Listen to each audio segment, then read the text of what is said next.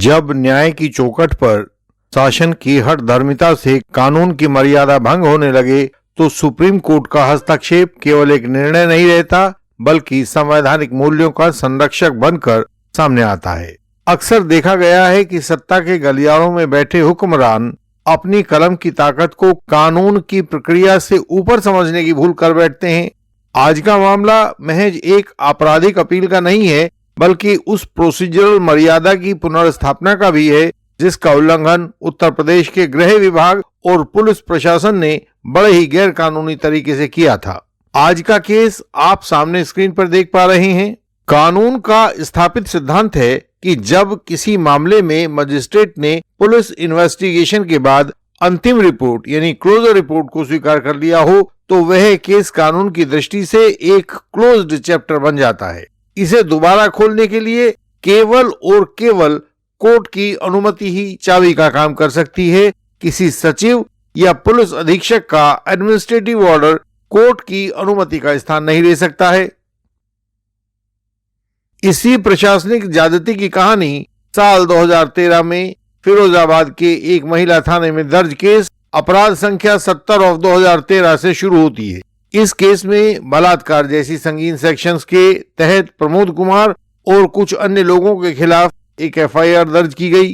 Case की investigation किसी भूल भुलैया से कम साबित नहीं हुई। शिकायतकर्ता ने बार बार बयानों को बदला और जीवन के खतरे का आरोप लगाकर पहले जांच को फिरोजाबाद महिला थाने से क्राइम ब्रांच में स्थानांतरित करवाया और फिर उसे मथुरा स्थानांतरित करवा दिया। अंत में 30 मई 2014 को आईओ ने इस निष्कर्ष के साथ फाइनल रिपोर्ट यानी क्लोजर रिपोर्ट लगा दी कि शिकायतकर्ता के बयानों में भारी विरोधाभास है और घटना की पुष्टि करने वाला कोई भी एविडेंस मौके पर मौजूद नहीं है। पुलिस द्वारा पेश इस क्लोजर रिपोर्ट को जब जुडिशियल मजिस्ट्रेट की कोर्ट में रखा गया तो कोर्ट ने कानून की प्रक्रिया का पालन करते हुए केस के कंप्लेनेंट को कई बार नोटिस जारी किए ताकि वह क्लोजर रिपोर्ट के विरुद्ध अपना प्रोटेस्ट पिटीशन अगर दायर करना चाहे तो कर सके।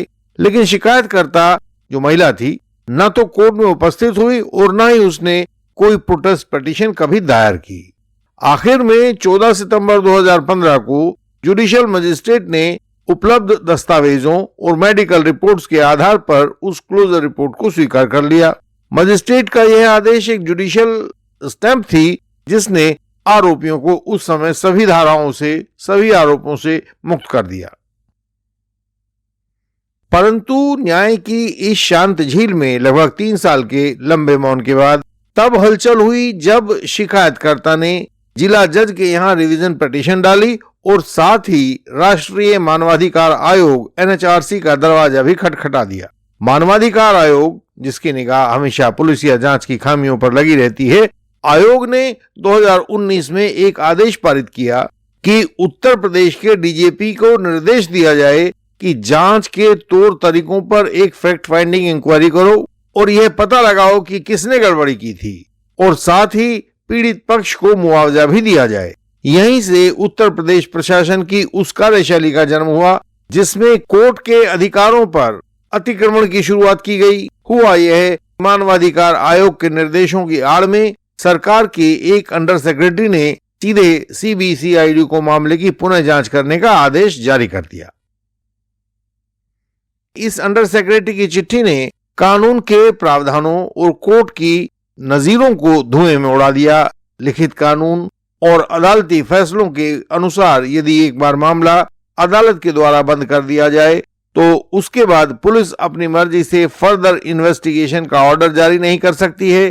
यदि फर्दर इन्वेस्टिगेशन होगा तो पहले कोर्ट की परमिशन लेनी जरूरी होगी। इधर प्रशासन अपनी मर्जी से काम कर रहा था। अंडर सेक्रेटरी ने 6 जून 2019 को सीबीसीआईडी को जांच सौंपने का ऑर्डर कर दिया और फिर 12 फरवरी 2021 को मानवाधिकार आयोग को सूचित कर दिया कि यह सेक्शन 173(8) सीआरपीसी के तहत फिर से इन्वेस्टिगेशन करने की सिफारिश कर रहे हैं। सेक्रेटरी साहब ने एक चालाकी और की।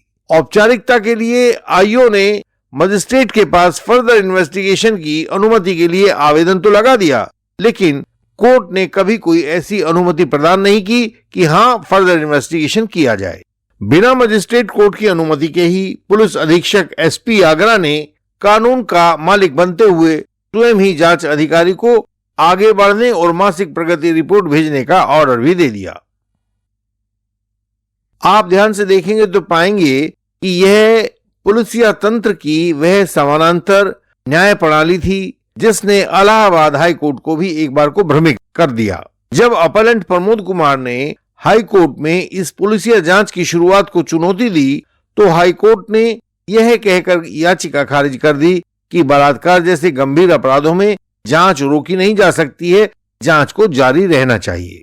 हाई कोर्ट ने इस बात को नजरअंदाज कर दिया कि जिस डीएनए रिपोर्ट के आधार पर जांच को जिंदा करने की कोशिश की जा रही थी, वह रिपोर्ट खुद इस बात की गवाही दे रही थी कि शिकायतकर्ता महिला के फीटस यानी कि पेट में पल रहे भ्रूण का जैविक पिता नामजद आरोपी यानी कि वर्तमान अपलेंट नहीं था, कोई और था।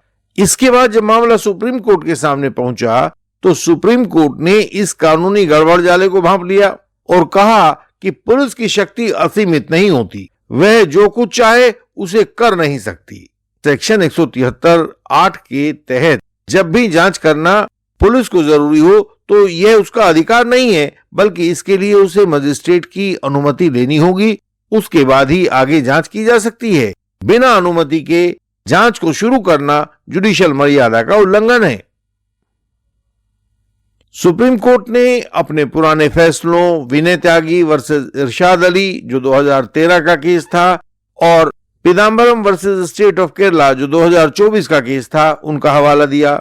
इस कानून के अनुसार जांच एजेंसी स्वयं अपनी मर्जी से फर्दर इन्वेस्टिगेशन का आदेश नहीं दे सकती, यह अनुमति देना कोर्ट का काम है। न्यायालय ने कहा कि कानून का एक सिद्धांत होता है कंटेम्पोरेनिया एक्सपोजिशो।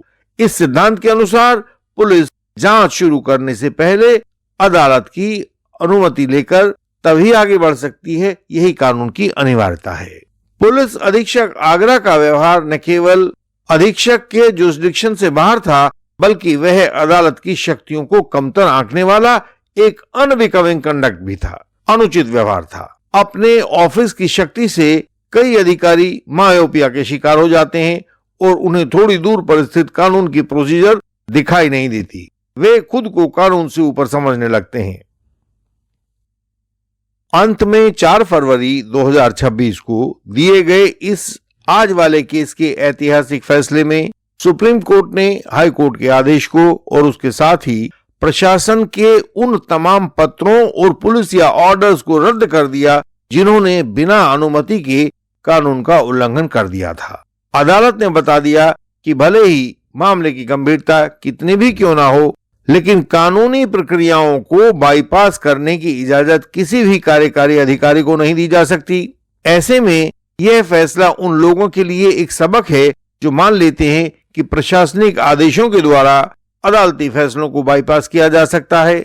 वैसे दूसरी ओर कोर्ट ने यह भी स्पष्ट कर दिया कि इस निर्णय का जिला जज के सामने पेंडिंग रिवीजन पिटीशन पर कोई विपरीत प्रभाव नहीं पड़ेगा और जिला जज अपने विवेक के अनुसार गुण दोष के आधार पर उन रिवीजन पिटीशंस को जांच परख कर फैसला दे सकेंगे। हमारे जो व्यूअर्स फर्दर इन्वेस्टिगेशन पर कानून की वीडियोस को देखना चाहते हैं तो उन्हें हमारे चैनल पर सर्च करना चाहिए। जैसे ही फर्दर इन्वेस्टिगेशन नाम को सर्च करेंगे तो अनेक वीडियोस उनके सामने इस चैनल पर मिल जाएंगी, उन्हें देखिए तो आपको कानून का पता भी लग जाएगा। केवल इंडियन लीगल सिस्टम ने डिफेंस को एक परिपक्व विज्ञान बना दिया है। हर बात को वैज्ञानिक नियमों के तहत इस तरह से ढाल दिया है कि जब चाहो, जहां चाहो, जैसा चाहो अपने फेवर का वही परिणाम प्राप्त कर लो। नियमों और कायदे कानूनों पर टिका हुआ क्रॉस एग्जामिनेशन, कानूनी दलीलों और मनोविज्ञान के सिद्धांतों पर टिका हुआ फाइनल आर्गुमेंट्स, सब कुछ ऐसा चमत्कारिक बना दिया है कि यदि उसे कोर्ट की प्रक्रिया में डालोगे तो मन भावन नतीजे ही सामने आएंगे, क्योंकि इंडियन लीगल सिस्टम कानूनी जंजाल को तोड़ने की कला में सिद्धस्त है। स्क्रीन पर दिखाए गए तरीकों से आप हमसे संपर्क कर सकते हैं। यही बात आपको वीडियो के डिस्क्रिप्शन में भी लिखी हुई मिलती है। ILS के मेंबर बने और कानून की विशेषज्ञता प्राप्त करें।